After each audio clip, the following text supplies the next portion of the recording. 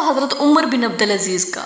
حضرت عمر بن عبد العزیز ایک مرتبہ ایک جنازے کے ساتھ تشریف لے گئے اور قبرستان پہنچ کر علیحدہ ہو کر بیٹھ کر کچھ سوچنے لگے۔ کسی نے عرض کیا، اے امیر المومنین، آپ اس جنازے کے ولی تھے، آپ ہی علیحدہ ہو کر بیٹھ گئے؟ فرمایا، ہاں، مجھے ایک قبر نے آواز دی اور مجھ سے یوں کہا، اے عمر بن عبد العزیز، تم مجھ سے یہ نہیں پوچھتا کہ میں ان آنے والوں کے ساتھ کیا کرتی ہوں؟ میں نے کہا، تو ضرور بتا۔ اس نے کہا، ان کے کفن پھاڑ دیتی ہوں، ان کے بدن کے ٹکڑے ٹکڑے کر دیتی ہوں، خون سارا چوس لیتی ہوں، گوشت کھا لیتی ہوں، اور بتاؤں کہ آدمی کے جوڑوں کے ساتھ کیا کرتی ہوں؟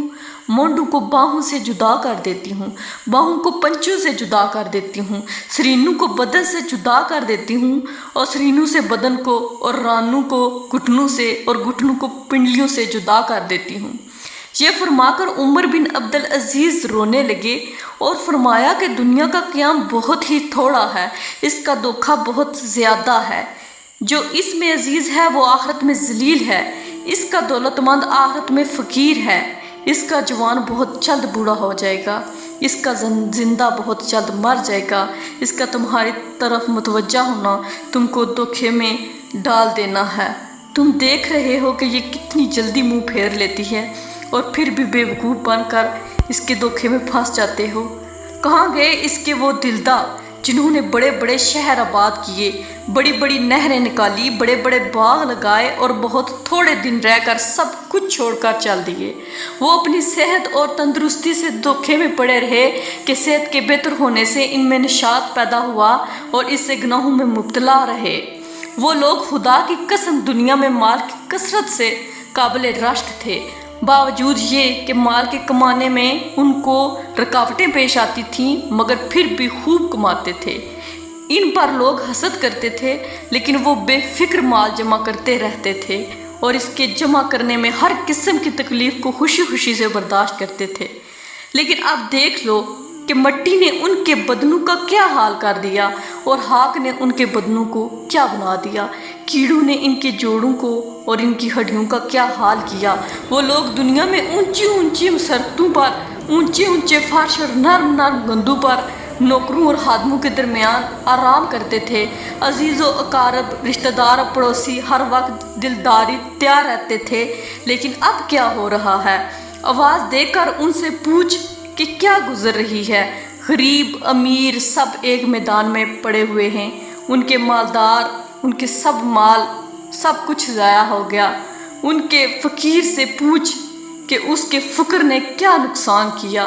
ان کی زبان کا حال پوچھ جو بہت چمکتی تھی، ان کی آنکھوں کو دیکھ جو ہر طرف دیکھتی تھی، ان کی نرم نرم کھالوں کا حال دریافت کر، ان کے خوبصورت اور دلربا چہرے کا حال پوچھ کہ کیا ہوا۔ ان کے نازک بدن کا معلوم کر کہ کہاں گیا، اور کیڑوں نے ان کا کیا حشر کیا۔ ان کے رنگ کالے کر دیے، ان کا گوشت کھا لیا، ان کے منہ پر مٹی ڈال دی گئی، اعضاء کو الگ الگ کر دیا گیا، جوڑ کو توڑ دیا۔ آہ، کہاں ہیں ان کے وہ خدام جو ہر وقت حاضر ہوں، جی کہتے ہوں؟ کہاں ہیں ان کے وہ خیمے اور کمرے جن میں آرام کرتے تھے؟ کہاں ہیں ان کے وہ مال اور خزانے جن کو جوڑ جوڑ کر رکھتے تھے؟ کہاں ہیں ان کے خادم؟ ان کی قبر کھانے کے لیے کوئی توشہ بھی نہ دیا، اور اس کی قبر میں کوئی بستر بھی نہ بچھا دیا، کوئی تکیہ بھی نہ دیا، زمین ہی پر ڈال دیا، کوئی درخت پھول پھلوری بھی نہ لگائی۔